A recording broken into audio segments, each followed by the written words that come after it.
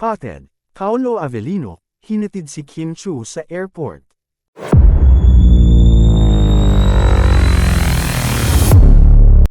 Papunta ang kapamilya actress at TV host na si Kim Chiu sa South Korea upang dumalo sa 2024 Seoul Drama Awards sa Miyerkules, ika-25 ng Setyembre. Ayon sa mga boto mula sa mga tagahanga, tatanggap si Kim ng Outstanding Asian Star Award para sa Pilipinas, kasama ang iba pang mga kilalang personalidad mula sa iba't ibang bansa sa Asia. Aminado si Kim na labis ang kanyang kasiyahan sa pagkilala na kanyang matatanggap. Bilang isang matagal ng tagahanga ng mga Korean drama, hindi may kakaila ang kanyang excitement sa pagpunta sa nasabing bansa. Para sa kanya, isang malaking karangalan ang maging bahagi ng event na ito, na nagbibigay diin sa kanyang pagsisikap at dedikasyon sa kanyang karera sa industriya. Habang abala sa paghahanda para sa kanyang biyahe, nagbigay diin si Kim na ito ay hindi lamang isang pagkakataon upang ipakita ang kanyang talento, kundi isang pagkakataon ding makilala ang ibang mga artista at makipag-network sa mga taong may parehong hilig.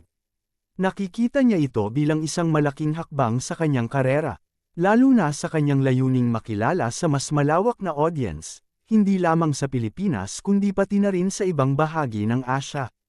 Sa kabila ng kanyang pag-alis, may mga usap-usapan pa rin tungkol sa kanyang rumored boyfriend at co-star na si Paolo Avellino.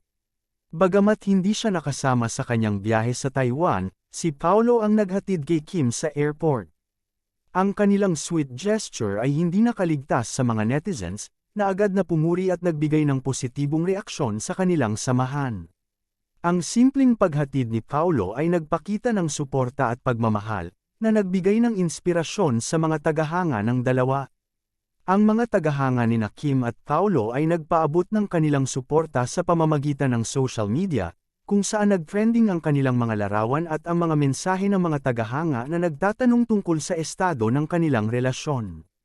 Para sa marami, ang kanilang koneksyon ay hindi lamang isang bahagi ng kanilang trabaho, kundi nagiging isang tunay na kwento ng pag-ibig sa likod ng mga kamera.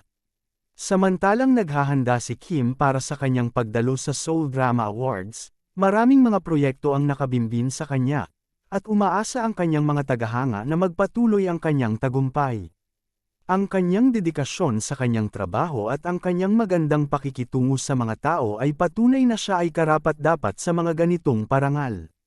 Hindi lamang si Kim ang may magandang oportunidad sa mga darating na araw, kundi pati na rin ang iba pang mga artistang Pilipino na nakikilala sa internasyonal na entablado. Ang mga ganitong kaganapan ay mahalaga hindi lamang para sa kanilang mga karera kundi pati na rin sa pagpapakita ng talento ng mga Pilipino sa mundo. Sa huli, ang pagdalo ni Kim sa Seoul Drama Awards ay isang pagkakataon para ipakita ang kanyang pagsisikap at ang kanyang pagmamahal sa sining. Ang kanyang kwento bilang isang artista ay patuloy na nagbibigay inspirasyon sa mga kabataan na nagnanais ding makamit ang kanilang mga pangarap sa showbiz. Ang mga ganitong pagkakataon ay nagsisilbing patunay na sa kabila ng mga pagsubok, may mga tagumpay na nag-aantay sa bawat isa na may dedikasyon at pagmamahal sa kanilang ginagawa.